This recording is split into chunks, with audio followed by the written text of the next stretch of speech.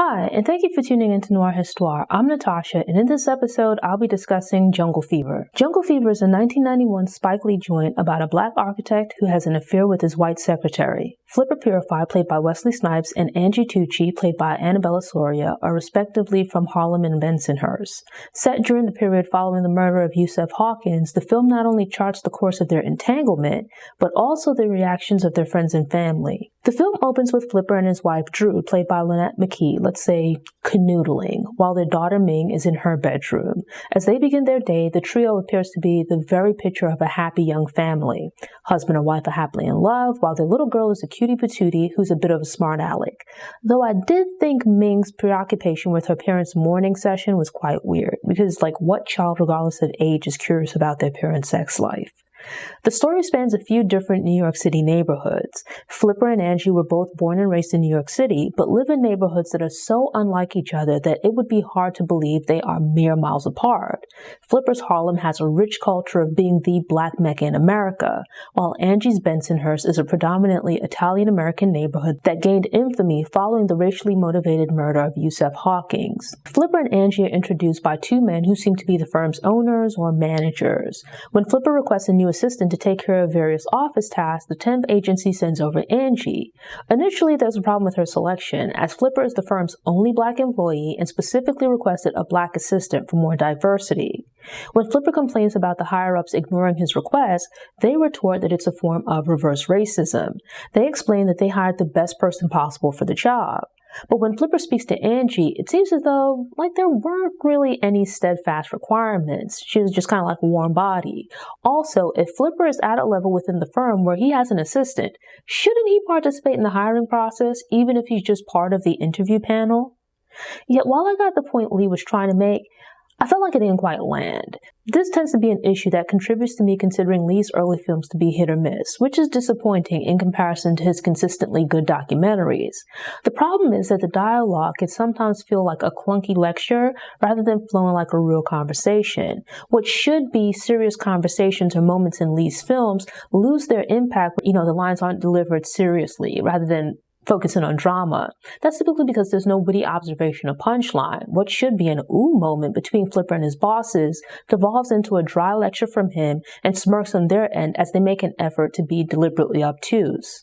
The film also offers a peek into Angie's world. She's in her late teens to early 20s and lives at home in Bensonhurst with her dad and two brothers as her mother has passed away.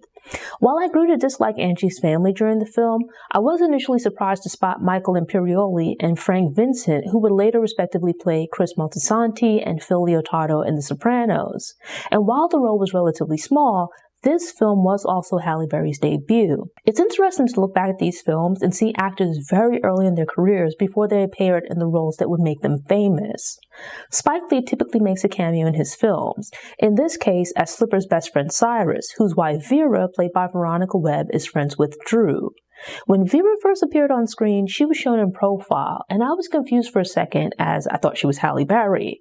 Knowing a bit about the film and having seen it in bits and pieces, I knew that Berry played a drug addict, but thought she might have been in when they have dual roles.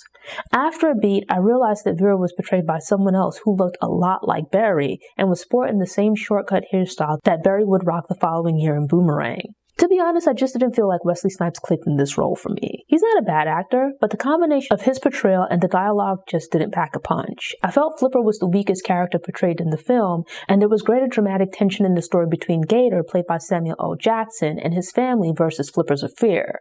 They're different characters, but compare this portrayal to the passion of Nino Brown in New Jack City, or even the more understated James Wheeler in Waiting to Exhale. I just felt like where you have a pretty good array of actors in the other roles, Snipes just wasn't bringing it here for me.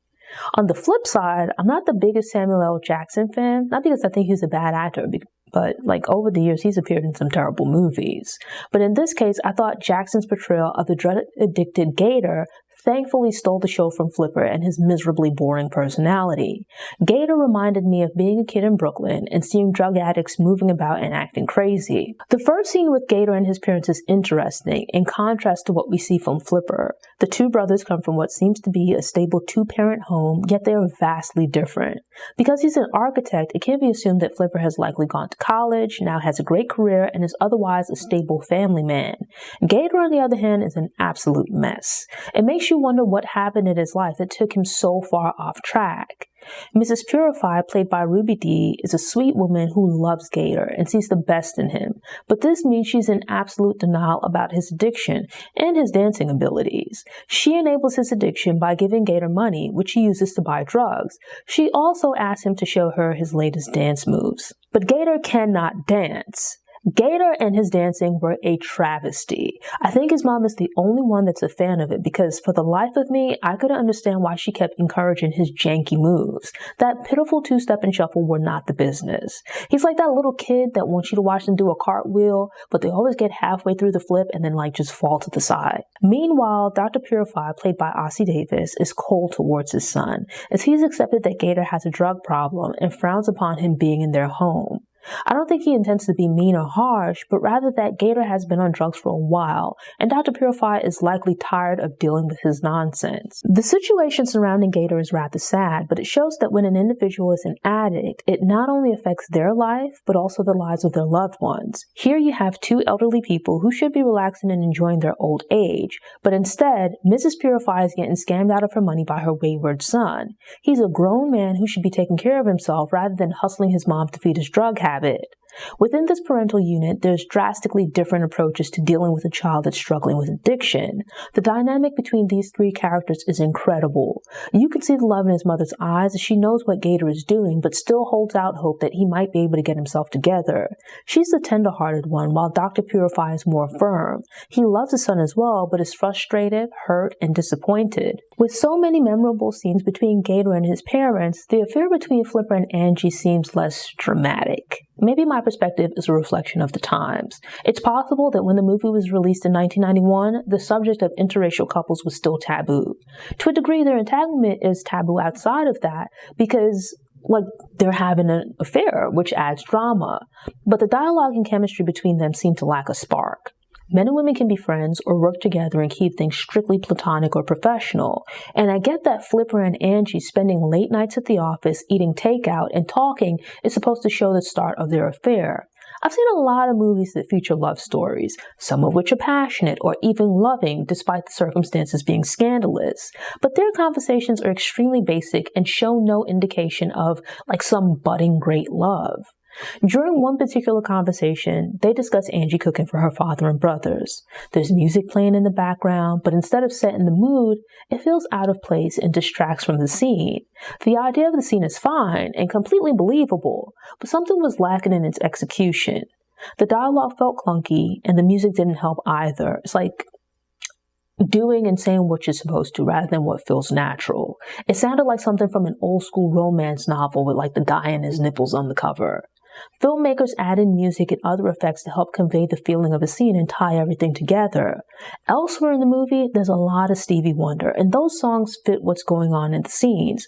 But here's this cheesy, melodramatic mood music playing in the background. The music is blatantly obvious to the point where it just felt like a no for me. After the film's opening, there's a photo of Yusef Hawkins, a young man who was shot and killed in 1989. Hawkins was a black teen from Brooklyn's East New York neighborhood, but was murdered while visiting Bensonhurst, a predominantly Italian neighborhood. He and a group of friends had been chased and attacked by a group of local teens who believed they were there to visit a girl from the neighborhood. The combination of racial elements, a modern-day lynching, and problematic prosecution resulted in this becoming a major news story. Yusef Hawkins' Storm Over Brooklyn is a great HBO documentary that dives into the case. In a sense, Jungle Fever uses the relationship between Flipper and Angie to provide commentary on the Yusef Hawkins tragedy, or more accurately, to draw parallels. That's one specific case, but also points to a broader issue that's been present throughout American history. There's been a taboo around black men and white women being romantically and or sexually involved, and it has played a role in several lynchings. We see Flipper and Angie getting to know each other through conversations, where they're by themselves sharing meals while working late at the office. Eventually, they touch on them both being New York City natives, but never having visited each other's neighborhoods. They're aware of the other person's neighborhood, but thus far have remained within their territory. And as we see in the conversations between the Italians and the Black ancillary characters, they haven't had much contact with each other, but believe stereotypes about the other group. I couldn't understand why, but for whatever reason, both Flipper and Angie made the mistake of telling someone about their entanglement. To be clear, cheating on your romantic partner or being someone's person on the side is wrong. But if it's hard enough to keep a secret between just two people, why would you tell anyone else? In Flipper's case, he tells Cyrus, whose wife Vera is close, if not best friends with Drew, Flipper's wife. Angie told her friends, who know her family, as well as Paulie, played by John Turturro, a guy she's been dating since high school, so it's been a few years by this point. It's pretty much guaranteed that everyone is going to find out about these two. Maybe they wanted everyone to know. Contrast that to the story of Hawkins, where his death came about in part due to rumors and misinformation. A local girl named Gina was having a party in Bensonhurst, and it was rumored that she was dating a black guy or had invited a black guy to the party. Hawkins had gone to Bensonhurst with a few friends to look at a car one of the guys was considering buying. It's unlikely that Hawkins and Gina even knew each other, but some local guys from Bensonhurst saw Hawkins and his friends and thought that they were visiting Gina.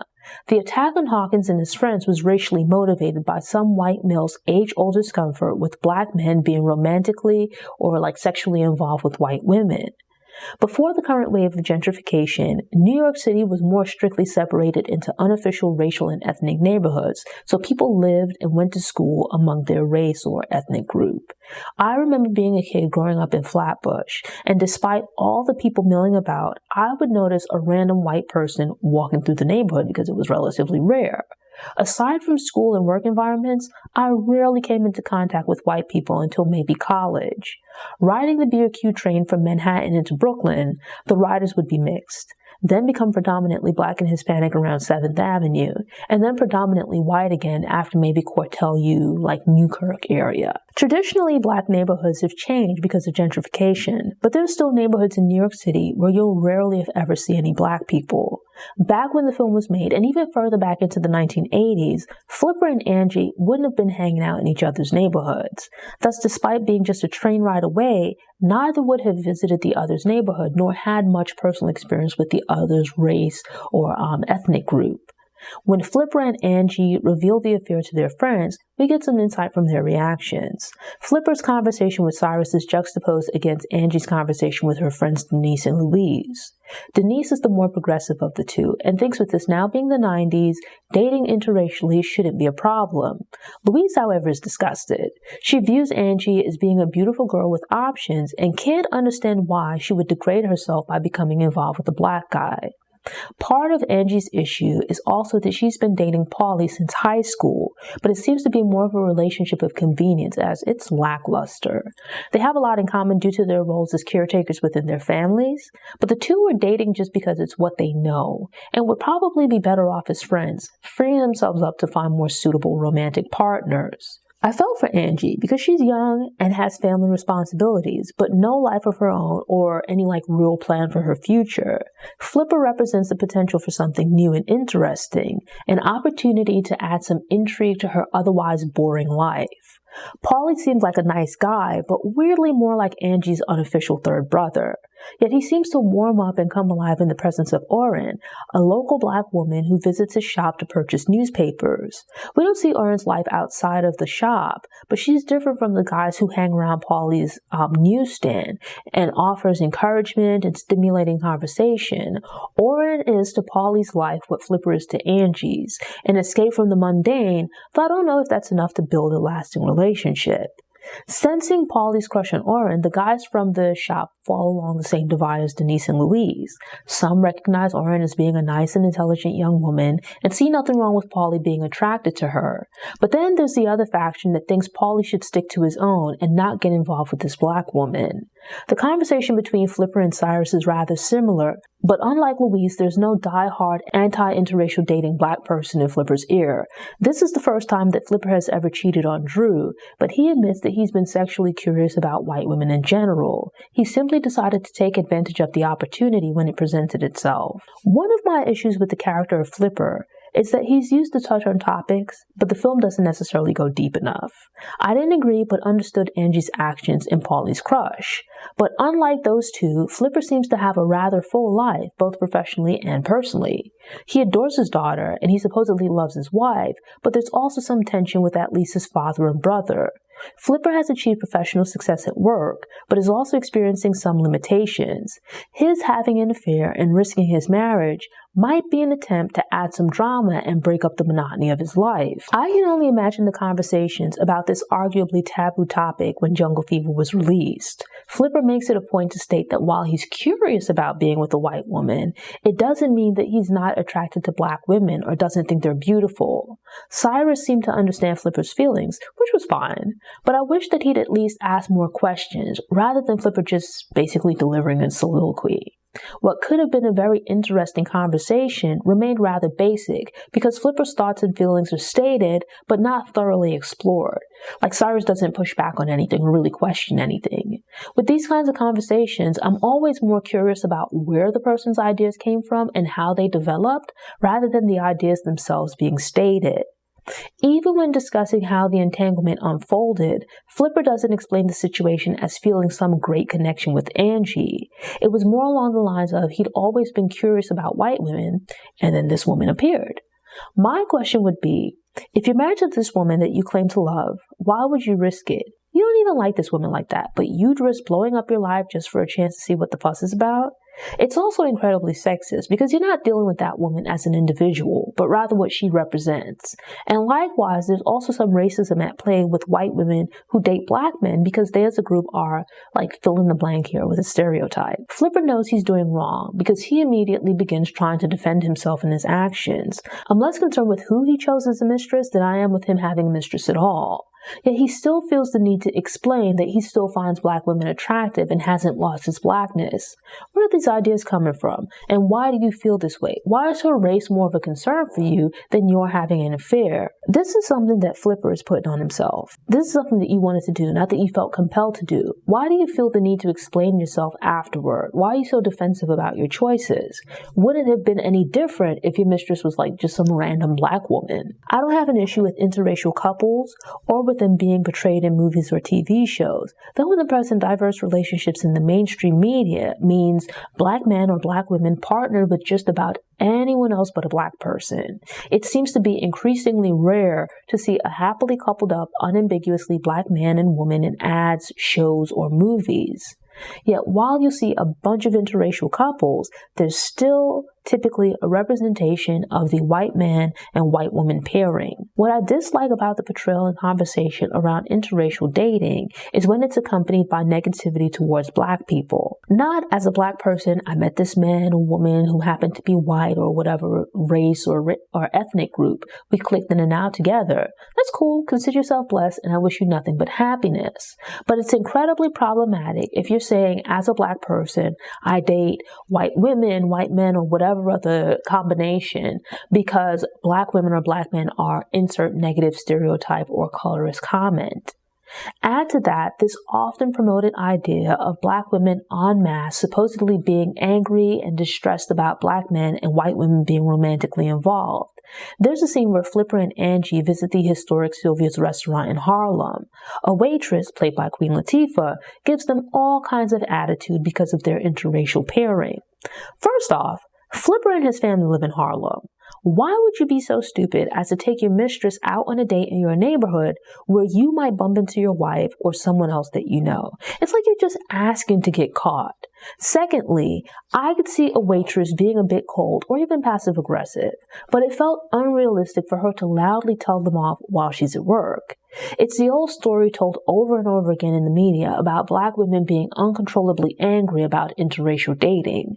Black women are not yelling at random interracial couples in public. Likewise, some black men are open to dating all types of women, and indeed, some only date white women.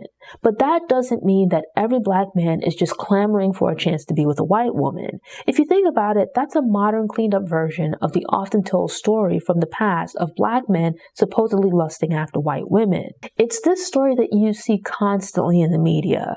White women are presented as the prize that all men, especially black men, are trying to win. Black women are then presented as being less desirable due to supposedly possessing a host of negative traits. It objectifies white women, but then also plays into stereotypes about black women being angry and aggressive. These portrayals do not present either group of women as fully formed human beings. They're merely pawns for men to fight over or push aside. There's this constant narrative of black men risking it all for a chance with a white woman, while black women stand on the sidelines crying and yelling. It was probably risque when Jungle Fever first premiered, but in the years since, that storyline has been overdone to the point of being tired. As expected, Drew finds out about Flipper's affair and is livid. I felt her passion and energy in the scene helped to give the movie a boost. And the later conversation between her and her friends was on point. I didn't necessarily agree with all the points that were being made, but I enjoyed that the dialogue just flowed a lot better in comparison to some of the other conversations. The dialogue itself was less cheesy, and there wasn't any unnecessarily dramatic music playing in the background, which just irked me in some of the earlier scenes. Compare that to the scenes between Flipper and Angie where they felt rather stiff. Maybe it was supposed to be awkward, as this is a new experience for both of them. But instead of maybe seeming nervous or a little bit apprehensive, it just felt uncomfortable. I've seen other movies with interracial couples, or just regular couples that are starting to date, and they captured that nervousness. Here, there wasn't even that typical rom-com vibe of nervously getting to know each other. On his end, it's like, here's something to check off your bucket list. On her end, it's like a break from cooking at home and having to listen to her brother's nonsense. Something to do because neither has anything else to do. I felt even the scenes with Angie's friends flowed better. Honestly, I think it was a matter of just finding Snipes a bit flat in the movie, because I felt Angie was fine in scenes with other characters. His portrayal of Flipper just seemed like going through the motions without effort or energy. It's one thing if the intent was to show the lack of depth and feeling in their relationship, but Flipper was this way in conversation with everyone. I also felt the scenes at Paulie's newspaper stand were awkward rather than funny, and either the lines and or the delivery was off. It just was like a lot of cringe for me. There are a few things that kind of confuse me with the concept of race. If you saw Drew walking down the street by herself, what about her would make you think she's a black woman? Drew's father is a white man. Her hair is red, and her skin is very light. So aside from her considering herself to be black, what's the difference? She's not that much darker than Angie, so where is the dividing line? Is there a physical dividing line, or is it more a matter of self-categorization? The women point out, and I think it's a valid conversation to be had, that in the past, some black men might have been looking for the lightest black woman that they could find. It comes from the white supremacist idea that things become increasingly better and more valuable as they move further on the spectrum from blackness to whiteness. Jungle Fever is set in the early 90s, just a few decades past the civil rights movement. Interracial dating was still a taboo, but not necessarily a life-threatening topic. Some people still didn't like it, but it didn't come with the same risk of death for black men as it had in the past. It's pointed out that in the past, a woman like Drew would have been the height to which most black men could aspire, as she's a very light-skinned woman who looks almost white. But with times having changed and things being a little bit more relaxed, Flipper can now openly pursue an actual white woman. He shouldn't because he's married, but aside from that. During the conversation, one of the darker-skinned women notes that when she was growing up, being dark-skinned made her the last option. She was not the dream girl for boys, as they were fixated on light-skinned women like Drew and Vera. If Drew and Vera are now no longer what's coveted, but rather old news, what does that mean for dark-skinned women like her? It was a heavy conversation and felt more realistic than the waitress just yelling in the restaurant. At times, the film feels a bit uneven, but this is one of the best scenes in Jungle Fever as it manages to hit just the right blend of drama and comedy while discussing a sensitive topic. At the same time that it felt like Jungle Fever was trying to say a lot, it seemed to have two separate movies taking place. On the one side, you have Flipper's interracial affair, and on the other side is Gator and his shenanigans. Flipper running into Gator while while he's accompanied by his new girlfriend, Vivian, a dingy but still beautiful Halle Berry, made me sympathize with this character. Their father, Reverend Purify, was somehow a bit terrifying with his monotone deep voice and tightly wound Bible thumper persona. He's like that quiet dad that never really does anything to anyone, but yet all the kids and their friends are afraid of him. Mrs. Purify is probably religious as well, but it's a bit nicer, and likely balanced out the dad when the kids were growing up. I initially expected Mrs. Purify to take issue with Flipper's affair, which she did, but I was surprised by the civilized ferocity of Reverend Purify. At one point, Flipper ends up staying at his parents' home in his childhood bedroom after Drew kicks him out. He makes no mention of wanting to get a divorce or otherwise end his marriage. Thus, what kind of future could he and Angie possibly have? Why would you invite Angie to dinner at your parents' home, and why would you accept the invitation? It's like they're taking this thing that shouldn't have even been a fling and trying to force it to become a relationship. Reverend Purify's sermon at the dinner table felt like a continuation of Flipper's earlier conversations with Cyrus, where they discussed white women and Angie in particular. In this instance, Reverend Purify offers his opinion about white women's curiosity about black men. He makes some good points, at least regarding Flipper's messy affair. Flipper and Angie are in different places in their lives and don't seem to have anything in common. Flipper is dilly-dallying around with Angie, and it's obvious that he doesn't take her seriously. Sure, he's having sex and spending time with her, but he's also trying to get back together with his wife. That doesn't mean he has any great love for his wife, but rather more points to him being selfish. This is not going to turn into some great relationship where they'll overcome the odds and build a life together. The relationship is doomed to be a mess because they got together for the wrong reasons. She was bored with her boyfriend, and he wanted to try something new. This whole thing would have likely fizzled out sooner if their friends and families had remained unaware. Sneaking around likely made things more exciting, and then having their loved ones react strongly made them dig in their heels. When they're walking through a street fair, they have a conversation about their situation. Flipper explains that he's not going to leave his wife and child, and Angie states that she doesn't expect him to. So what exactly is the point of all of this? Are they just blowing up their lives for the fun of it? Yet despite these two and their foolishness, Angie's father, Mr. Tucci's reaction to her having an affair with a black guy was ridiculous. My first impulse would be to say it's unrealistic, but it might not be. In the past, many black men were attacked for having or being rumored to have an interest in a white woman. Mr. Tucci couldn't get to Flipper and likely took out his anger in his daughter instead. My main issue with these two is that they hurt other people, chiefly Drew and Paulie, with their affair. Had they both been single, I wouldn't care about the hows and whys of them getting together. But at least her ending things with Paulie open up the possibility for him to find someone who wants to be with him and who he truly wants to be with as well. The speech from Paulie's dad about true love and real marriage was deep and very relevant. Looking back over his marriage to Paulie's mom, he felt it was successful because what they had was solid and based on more than just the fickle stuff between Paulie and Angie. Reverend Purify points out that Flipper and Angie are two selfish people who blew up their lives and the lives of people they claim to love out of lust. These scenes go back to that sense I expressed about Jungle Fever feeling uneven. Ossie Davis takes hold of Reverend Purify and completely dominates his scenes. I've seen Wesley Snipes in other roles where he was excellent, but here the characters around him are more interesting than Flipper. Even Mrs. Purify has some fire and complexity, as we see in her interactions with Gator and also her throwing shade during the dinner with Angie and Flipper. It also didn't help that I found the storyline with Gator and his parents more compelling than Flipper's let's make our parents mad relationship with Angie. I understood Reverend Purify's anger towards Gator, especially towards the end where he's desperately begging his mom for money. It wasn't right, but I understood him just being fed up with Gator. And while dealing with that, his other son is also falling apart and making a mess out of his life. A lot was going on, and even I was stressed out by the end. There's mounting tension between Gator and Reverend Purify, and it gives a sense that something bad is going to happen. The crack den / Taj Mahal scene was like a descent into hell. With all of this going on, the movie felt fleshed out in some areas, but a bit thin in others. Samuel L. Jackson held his own against Ossie Davis, which made the scenes between them incredibly memorable, but then Flipper would pop up again with his relationship drama to mess up the vibe. I don't know if it was the way that Flipper was written, the dialogue, or Wesley Snipes' acting, but whatever it was, I just wasn't digging the character. While split into two stories, one doesn't seem as strong as the other.